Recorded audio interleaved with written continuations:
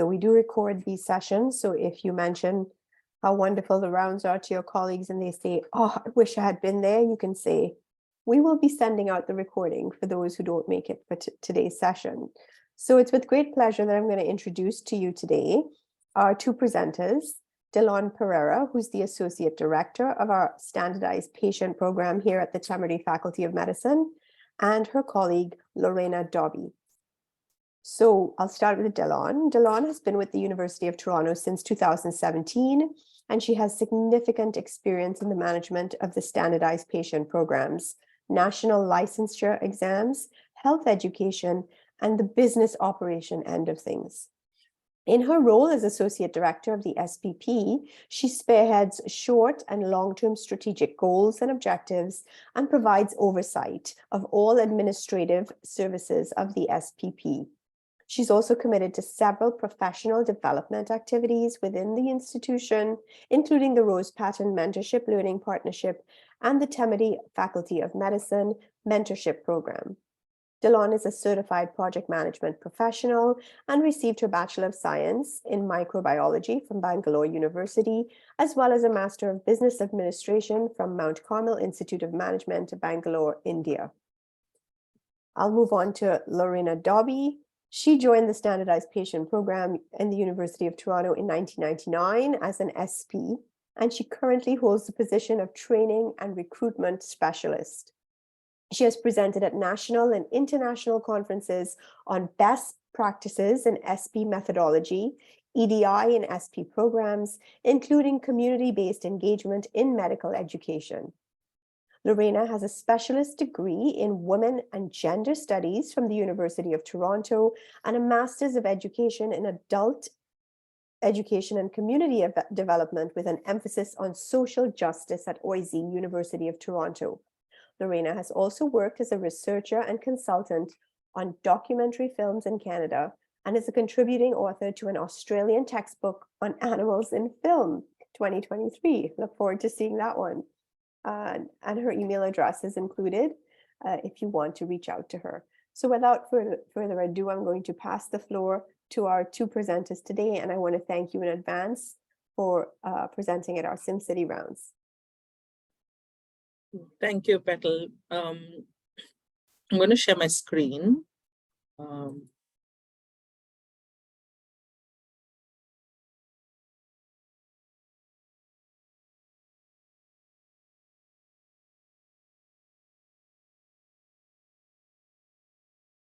Good afternoon, everyone. I'm going to start with a land acknowledgement.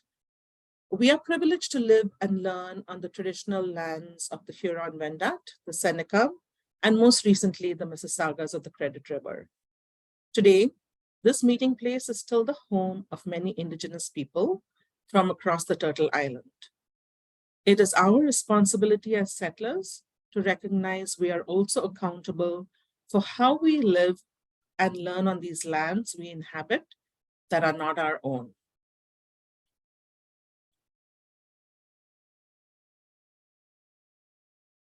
Good afternoon, everyone, and welcome to the SimCity Rounds presentation by the Standardized Patient Program at the Temerty Faculty of Medicine, University of Toronto.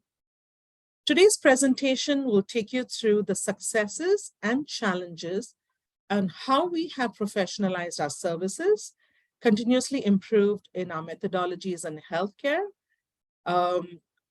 transferring those methodologies successfully to other areas by building relationships and projects for clients from the ground up.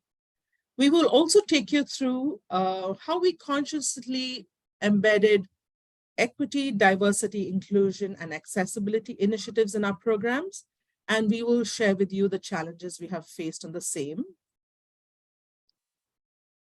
Today, my colleague Lorena Dobby and I will be presenting, and I invite Lorena to share about her vast and valuable experience in simulation. Hi, everyone. So first of all, thank you for joining us today. It's always exciting to me to have the opportunity to talk about simulation work. and particularly the span of changes that I have seen, and I think some of you on this meeting have also seen in experiential learning in medical education across the years. As Petal mentioned, I started out as a standardized patient in 1999 as a casual employee of the University of Toronto, and in 2007 became full-time staff as a project manager at the SP program. And I've seen lots of changes in our program, in the MD program, in the university throughout that time. So today it'll be exciting to talk a little bit about some of the lessons learned from those changes as well. Thank you, Lorena. For today, some of the ground rules for today's presentation will be, please feel welcome to use the chat feature and send in questions anytime during the presentation. What is going to happen is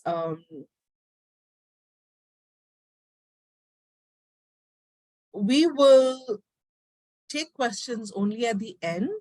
So at the end, we will go through the chat function and bring forward those questions. Petal has given about 10 to 15 minutes at the end of the presentation for us to have a discussion. So we will include that as well.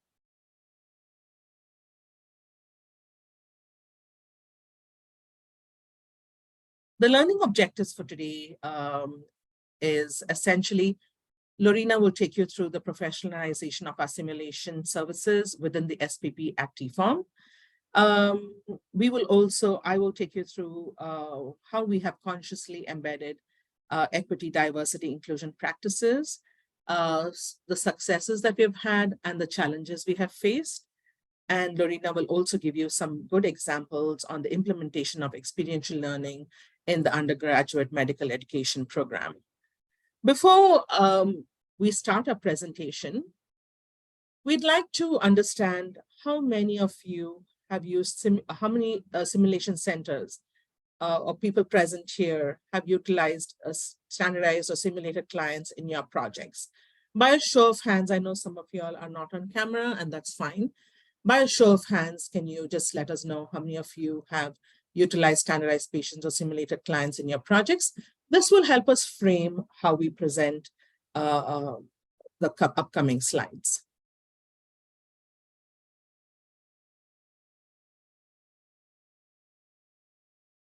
Thank you.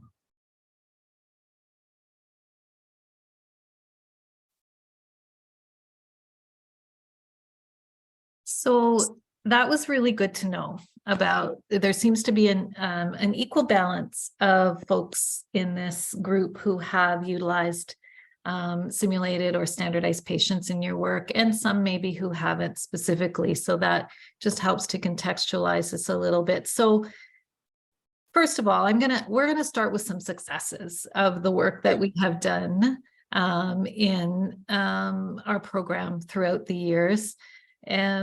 And one of them really involves the professionalization of simulated patient or simulated client or standardized patient work. The name is ever changing within our scope of practice, and that reflects part of the diversification of our practices over time as well. And I would just add that the professionalization or the successes experienced in SP programs is not unique to our program at U of T. There's been an expansion of educational methodologies, pedagogies related to simulation internationally, really. And we are part of an organization that focuses on the international perspectives around simulation as well. So as I mentioned earlier, I started as an SP in 1999 when we were often known as the actor in the room, basically. And for some of us, that was a bit odd because some of us aren't actors, although we brought that skill set and that expertise to the work we do. So over time, around the professionalization of our work, it's become better known that we are actually simulated SP educators in the room that really support the teaching and learning of learners in the room. And that can be medical students, It can be pharmacy students, it can be across the board learners. So, and we'll talk a little bit more about that when we come to the community engagement slide. So the diversification of practices incorporates the change around the methodologies utilized in simulated patient work. And what we mean by that is many of us as SP educators are now involved in case development, for example. We're involved in different kinds of feedback models around communication skills that we work with our clients and our SPs in developing and also disseminating. A large part of the professionalization of simulation practices also has revolved around the sharing of knowledge production among SP programs, whether that's across Canada or internationally at an organization called ASPE and other means as well. So how are other programs working with learners? How are other programs incorporating simulation? And in what capacity is simulation being viewed, being reviewed? There's a rigor to the processes now, especially academically, that when I started was kind of just developing. So it's been exciting over the decades to understand that. And we also work in adjunct and in collaboration with our MD program as curriculum changes occur, as different emphasis like EDI are brought into view, as there are changes within leadership or within structure.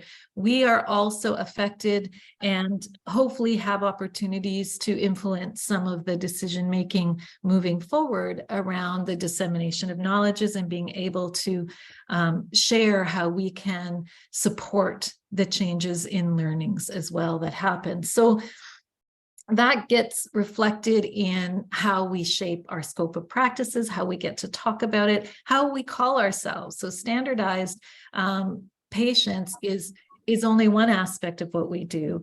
When we work in assessment, we are often standardized. When we work in teaching, we are simulated patients or simulated clients or simulated participants. So how we name ourselves becomes part of how we explain what we do to people who maybe still have the understanding of we are the actors in the room.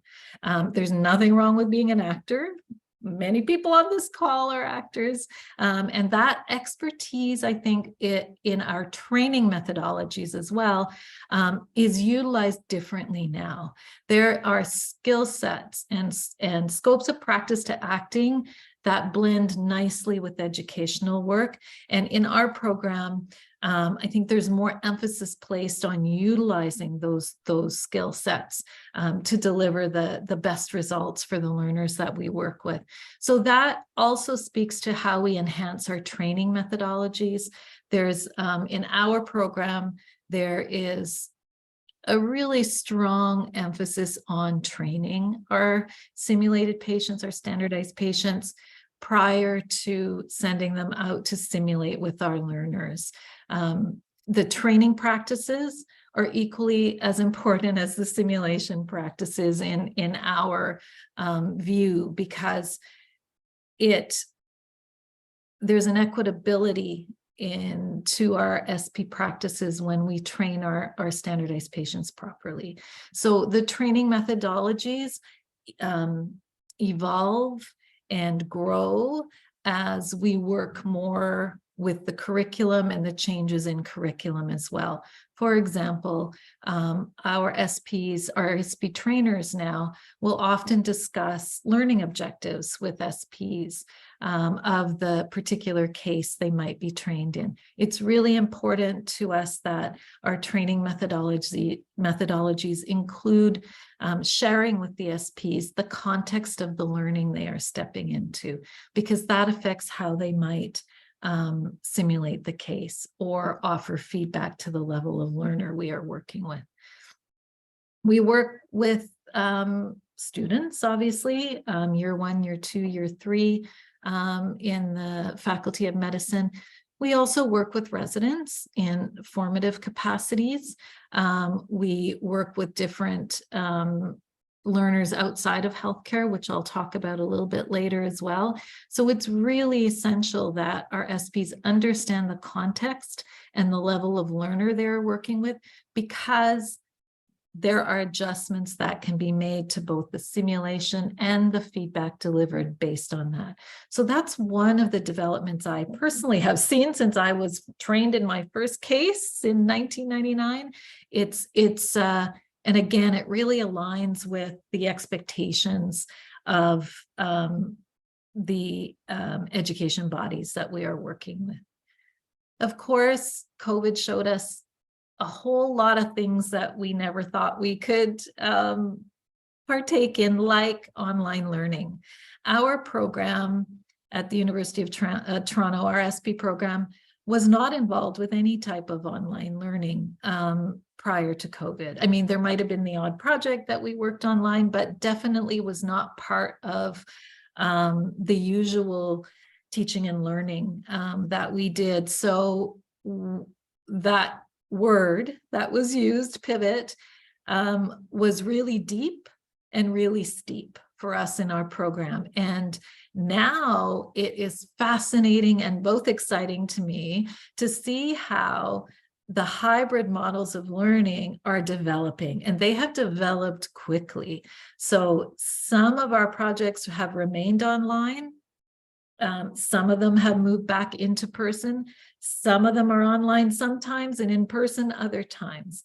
And so it's a really exciting expansion to the methodologies. It has changed some of our approaches to training our SPs. It has influenced simulation as well.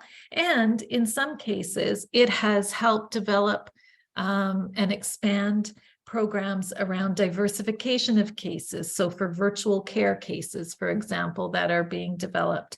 So it's been a possibility and an opportunity that for me personally has been super exciting to work with and be involved in, and to see it still being incorporated into the learning environment.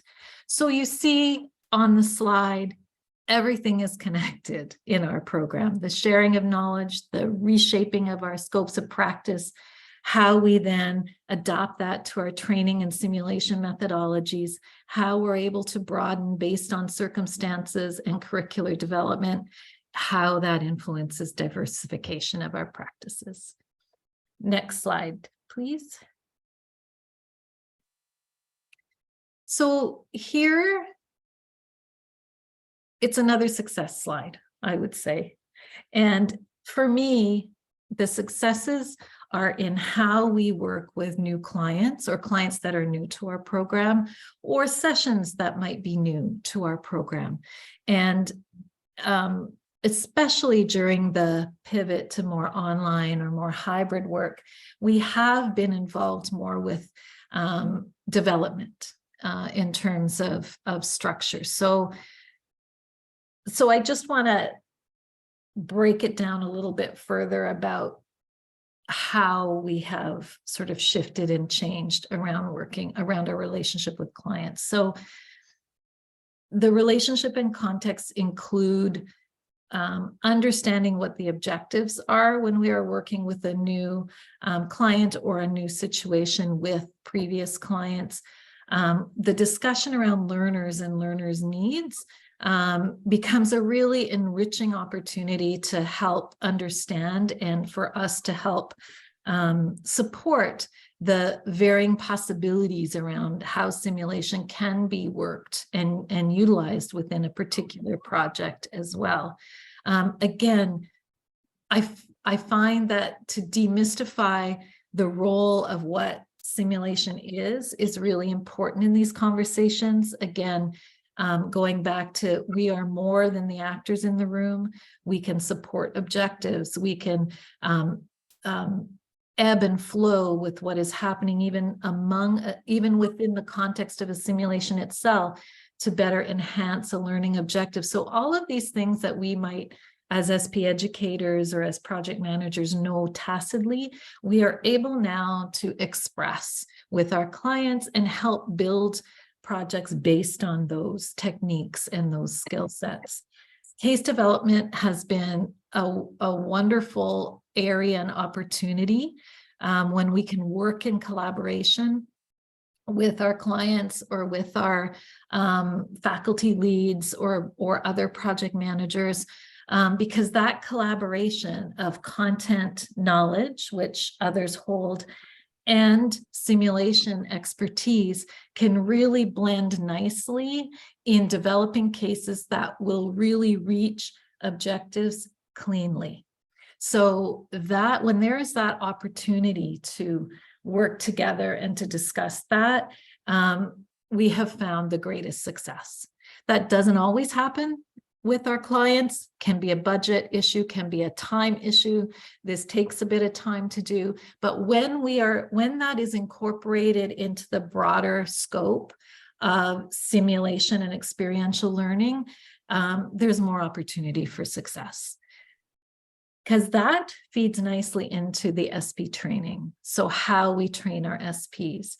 Narrative medicine is becoming a richer and a more reflective field around communication teaching, it seems, in medicine and beyond. And so the narrative approach to working with SPs has sort of been an anchor for our work. It really is about story. And so that blend of the academic approach to narrative medicine and simulation expertise can really marry well. There can be discussions around content, around affect in our SP training. There are rehearsals that we do, which we call dry runs with our SPs, so that we can gauge then the level of performativity needed in a particular case. Sometimes with new projects and new clients, it's effective to have the project lead attend a training or a part of the training so they can see in action what the outcome will be of their newly developed case. In my experience over the years, they are often amazed at the work that our SPs deliver. I'm not amazed. I know our SPs are amazing. However, to have the clients for the first time see their work in action is a really important part of this model that can lead to a better success for learners in the end. And then, of course, feedback. Feedback is, I think, one of the strengths that live simulation and working with simulated participants, patients, and simulators can offer learners. That immediate feedback after a simulation, the ability to hear about an experience in the moment and adjust in that moment is the deeper learning possibility. So our feedback is learner-centered, based on the communication process only. Many of us are not content experts, so it becomes about the communication process.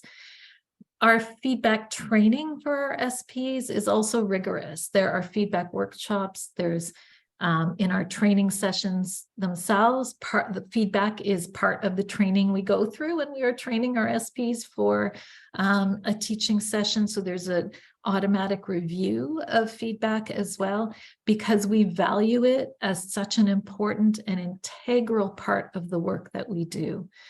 The feedback that we and how we train it is about supporting the learner in the moment. It's unnerving for many learners, even if they are practiced residents or practiced students, to simulate in front of their colleagues. So we take that into consideration in how we train our SPs on feedback. It needs to also be supportive. And so that becomes a really critical component of what we offer in terms of the work that we do, and also the development of feedback as a particular part of expertise that our SPs are able to offer. Briefings and debriefs before and after a session are also important. It's lovely when we can debrief with a client after a project too, especially when it's been a pilot or a new project, to really talk about lessons learned. Next slide, please. So all of those breakdowns that I just talked about have all been transferable beyond healthcare as well. So these are skill sets, these are foundations that are utilized when we have worked and work with clients outside of the MD program and also outside of medicine. They are communication strategies, they are experiential learning methodologies that are mapped and can be mapped onto different professions. I'll talk a little bit about that when I get into the community engagement projects. The knowledge sharing is the same around the principles of experiential learning, around case development, around how we train our simulated patients, clients, participants, and around our feedback process. Next slide, please. So here's an example of a client that came to us outside of medicine, and it's a success story, really. So sorry, I'm just finding my notes here to get the actual 2019, I think. Yeah, 2019, that's right. 2019, an educator from the Faculty of Law approached us about possibly incorporating simulation into their teaching and learning sessions for their students. They had never worked with simulation at all, or with simulated clients at all. So it was that opportunity to collaborate and build relationship from the ground up. These are my favorite projects because it's like a blank sheet. And so through numerous meetings, which started in the spring of 2019, we were able to sort of discuss possibilities for incorporating our SPs into the Faculty of Law. We were able to then deliver the workshops in January, from January to March of 2021. In the meantime, COVID hit. So while we had originally been developing in-person sessions, we were able to very easily adapt to online workshops as well. So again, we talked a lot about the methodologies we used, which seemed to fit really well with the educators at the Faculty of Law. We talked about the case development, which was a very interesting process because, again, we were able to adapt how we develop cases into framing that for their law participants. SPs were called standardized clients. It was a lawyer-client simulation, and so we were able to adapt that very well. The outcome of the project was very successful. There were 3 workshops delivered that were filled. It gave the students an opportunity to simulate for the first time. It also gave faculty an opportunity to learn how to facilitate simulation sessions, which wasn't something they were used to as well. So it was sort of a 360 learning opportunity. So again, we applied everything that we learned from medicine to outside of medicine as well. Next slide. So the next slide, I will discuss one of the things we learned really early on when trying to embed EDI initiatives in our program was a wake-up call that not many people knew, not many departments in the University of Toronto knew that our program existed. And if they did not know our work. So it was very, very important for us early on to understand where in the process that we were trying to figure out how to bridge the communication in reaching out to people or reaching out to equity partners and informing them first of the work we did before we went out and explained to them the composition of our SP population, or why were they not seeing diversity, and those kind of questions that arose from the people we were meeting. The first thing we did was, as we assessed as part of a SPP team, we realized that the applications that we were receiving in the pool, SP pool, was very homogeneous. Like Lorena alluded to, a lot of people said, say, oh, there are actors in the program. And we saw from the applications we were receiving, many of the people that were applying to the program had acting as a background. And so that did not allow for a diverse population from the applications we received. So how were we going to change that? And we realized that work rested on our shoulders, is that we needed to reach out and collaborate with people to talk about our program. And so the first people we found was we could reach out to the existing equity groups within the Faculty of Medicine and within the University of Toronto. And with that, we also reached into their networks and their committees, talking about our programs and presenting to their committees and networks about our program and what we offer, the work we do, so people could apply to the standardized patient program to become standardized patients. The second piece we also looked at, which is a success from what it's an ongoing work in progress, was how our team reviews and selects applicant pools for interviews. So previously we would look at gaps in demographics. And previously we also had moments where there were crunch times. Say, for example, we were running these huge licensure exams and the client would give us a blueprint to recruit. And then we would see there were gaps in our recruitment because we were short of females in certain age groups or male in certain age groups.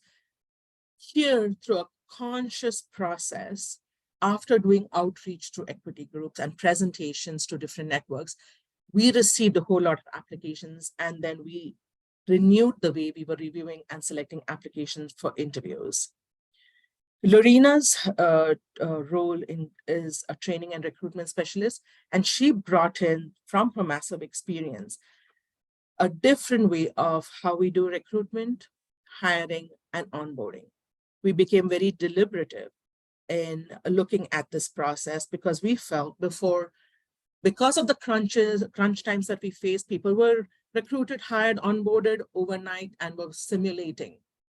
And we also felt that the turnover for SPs were really high. By having a very deliberative process and practice in ensuring that these many hours we will spend in recruiting, these many hours we will do in hiring. This is a very standardized process in onboarding, which we will review and continuously improve. We felt that there is a change in the way SPs are continuing to be in the program. Also, from a project assignment perspective, the team has taken a step back and is looking at how to the best of our ability do we diversify. And in the project assignments that we are doing, it's not always possible, and that will come up in the challenges. But right now, through our recruiters who are active, what we do is we give them a list, and then they will go into the pool and try to diversify to the best of our ability.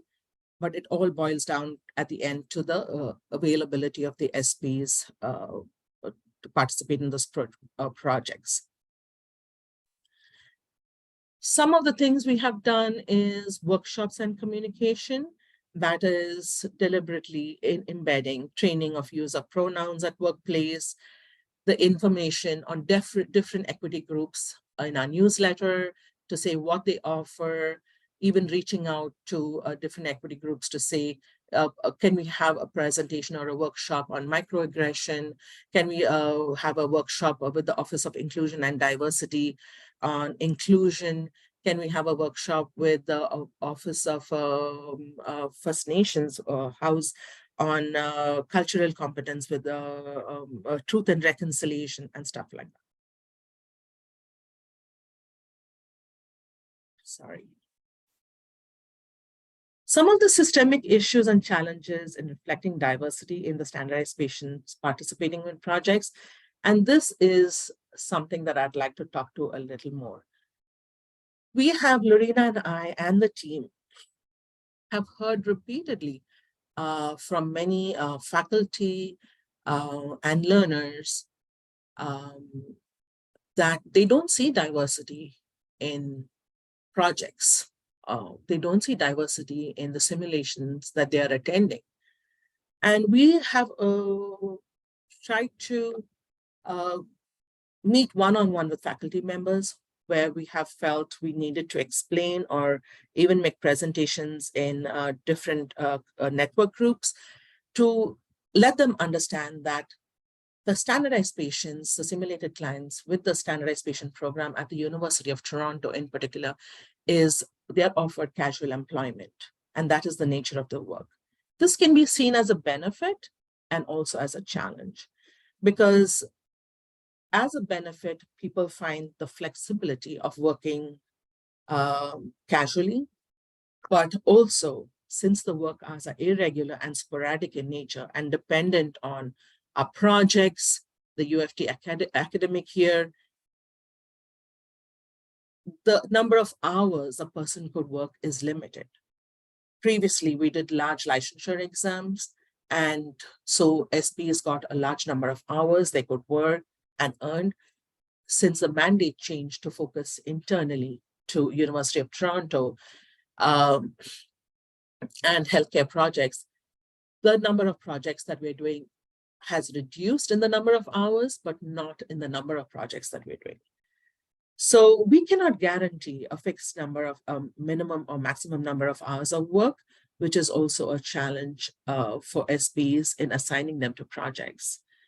Another part is availability of SPs. So we can reach out if a client comes to us and says, we want a diverse SPs, we reach out to a big number of pool, but it depends on their availability. And since there are more than one SP programs in the GTA alone, SPs can take work wherever they feel they can earn more or that suits their requirement. So an SP can book with us and cancel with us on the same day of a project. So we could have booked a whole diverse population of SPs to participate in a project, but at the same time, if they are not available for the project because of the limitations of the casual nature of employment, that could be a limiting factor as well and a challenge. Compensation, we are seeing, is a challenge as well. And here, in 2022, I conducted an environmental scan with all SP programs across Canada, across the GTA, and SP programs in medical teaching schools in Ontario. Compensation for SPs is depressed across, but that doesn't mean it has to be where it is. When we talk about equity, diversity and inclusion, one of the things is people need equitable pay for the work that they are doing. And so this is one area that needs a lot of work, and it is ongoing. And where we find retaining SPs, because of the number of programs, and each program has a different scope of work and practice, depending on that, SPs can take different kinds of work and are not necessarily want to do the work our program offers or another program offers. Another limitation is client budget limitations, which we see very, very often at the back end with the project managers. They will go to a client with a price list. We are a self-funded unit within the Faculty of Medicine, so we operate where we have a client pricing. A client will come back to us and say, no, we want to use the same SPs for the same projects. Our project managers will do to the best of their ability work with them, but at the same time, you will not see a diverse population of SPs going out if the client has restrictions from their end. The SPs belong to the USW union, and any changes that we need to review has to be reviewed with the lens of the overall impact to the university. So those can be challenges as well, because sometimes we may want to make a change, but that change needs to be reviewed from a university perspective. Is what is the impact that's going to happen university-wide within a casual population or whatever. So these are some of the limiting issues that we find. And working on EDIA across all the SP programs find this area extremely challenging. And I find it really interesting that they reach out to UFT. I get calls a lot saying, what are you doing? What is the UFT SPP program doing in this area? So I can share some of the things that we have done, but it is not the work that we are doing to tick a box. It is continuous work that we are doing, that we have to engage multiple partners to support our program in this area. Lorena, would you like to bring in some of your experience in the challenges and successes we have faced in EDIA? Because as a team, we have worked a lot on this. Yeah, so I think what is important is when Delon mentioned that EDI is not a checkbox approach. In other words, in wherever we work, the performativity of EDI needs to be heavily scrutinized. And one of the things that I have always discussed in our program is the importance of outreach when we are looking to diversify our pool. But outreach is not a one-time thing. If we are going to be approaching communities, varying communities, to discuss our work, to discuss what we do, there is a vast amount of knowledge seeking we need to do first. And, you know, the compensation piece within our program and within many programs is a systemic barrier for many equity deserving groups. And we have met with particular equity theme leads in medicine that have supported us around this challenge. And so there are systemic barriers around that we have to work through around with the casual nature of our work and the compensation levels. The positive thing about this is that there are honest conversations happening about that. And here we are talking about it as well. You know, I think that that's the first place to start. But when we are also approaching communities or differing communities to discuss our work, we also need to take into account particular historical traumas that medicine in particular has mapped onto particular communities. And we need to understand how that might impact how we discuss the work that we do, or even the desire for certain communities to work in our field. So I think that it's about acknowledging for myself as a settler, as a white settler, that, you know, I just can't sort of dash into certain communities and start trying to outreach and recruit people. That's not how it works. And that it needs to be a thoughtful process that takes into account systemic issues and barriers within the U of T, like compensation, but also when we are working around certain communities, the lived experience of communities, if we are going to incorporate them into the work we do, needs to be acknowledged differently. And oftentimes that's through economics. And so that we have heard also when we have met with some of the equity theme leads, and is an issue that needs to be addressed. And we have started those conversations at least. So, so it's a big, there's many considerations in working in EDI. So if a program comes to us and says, okay, we just need more diversity reflected, this is where the opportunity for discussion comes. This is where the cracks of possibility come to talk about some of the systemic barriers. So I take that as a possibility. It's like the queer utopian theorist Jose Munoz has often said, you know, it's in the cracks where the possibilities live. And that's how I look at that. So it's not an instant fix. It can't be an instant fix, and yet it needs to be fixed. And those of us who sit in spaces of privilege have work to do. So, so that's what I would add to that. And this could be a whole, and will be whole other workshops, I know. But that affects our program as well. So then that leads into this piece where experiential learning moves into community.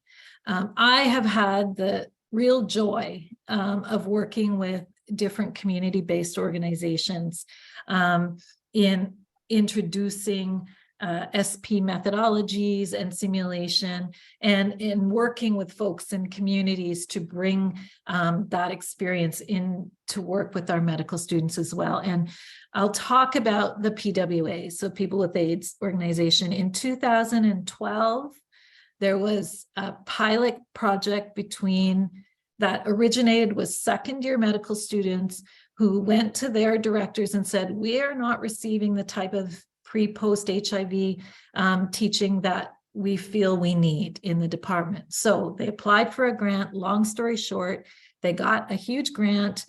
We developed a pilot project between the U of T, SPP, and PWA organization to develop their patient instructors within the PWA to simulate cases for the second and third year medical students who were volunteer at that point. We helped them develop their story around pre-test counseling. So they were developing a story for themselves, a simulation for themselves based on their experiences of being for newly diagnosed with HIV. So the students had an opportunity to practice pre and post-test counseling with patient instructors from the community based on their own stories. Fast forward, it was embedded into second-year curriculum, and it still happens today. So from 2012 to today, year 2 medical students have the opportunity to work with patient instructors utilizing our experiential learning and simulation expertise. And the feedback from students is always fantastic for this because the PIs bring a richness and a natural diversity to the space. We also did a similar project with the Bob Rumble Center of Excellence for the Deaf, where I trained some of their deaf staff people to simulate cases for the year 2 student around translation and how to work with translators in the room. And then finally, just again, highlighting outside of sort of student education, we were approached in 2021, fall of 2021, to work with William Osler Hospital to develop simulation cases for a secondary disclosure workshop for their chiefs and directors of clinical departments. So they were the participants. They wanted to learn how to better communicate around secondary disclosure. We worked with their patient experience officers around critical incident reporting situations.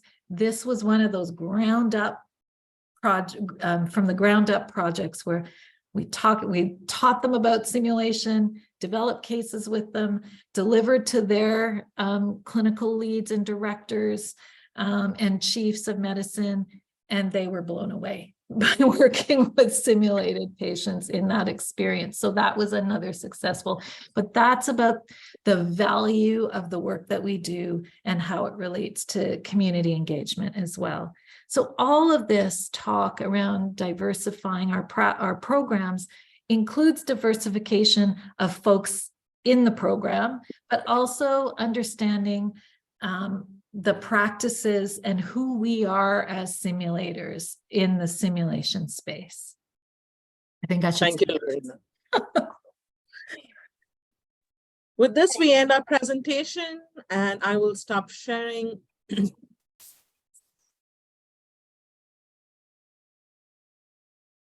Thank you so much for that comprehensive presentation. That was very eye-opening and revealing in terms of the intense work and dedication that goes behind keeping a standardized patient program relevant in our times. Thank you both so much. I'm going to open the floor for questions, and I can see the chat. Carrie is already thanking you for highlighting the complexities, and we have about 5 minutes to the Yeah. hour for anybody to ask Delon and Lorena questions about what they've just presented to us.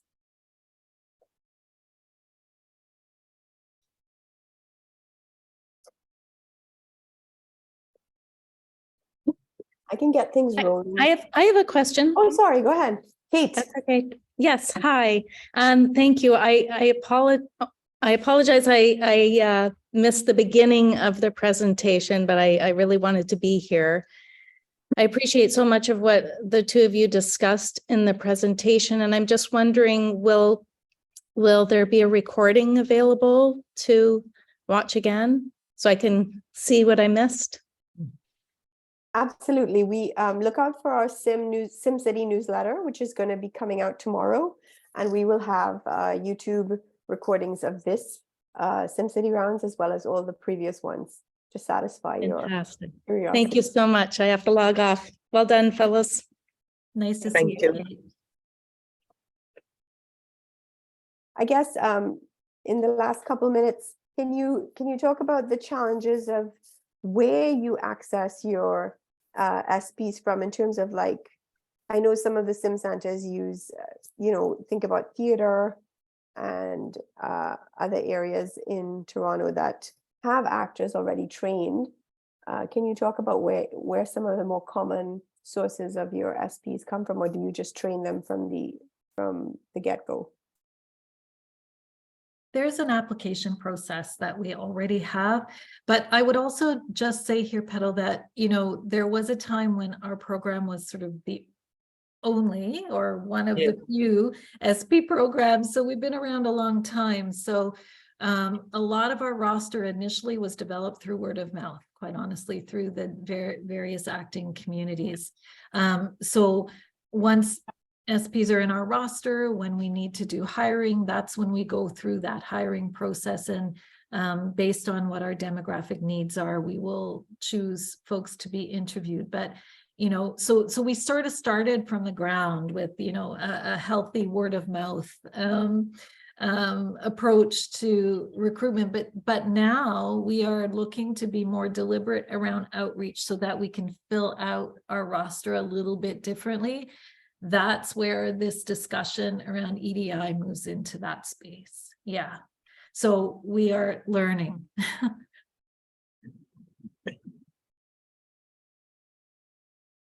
You just got a thank you from Kate.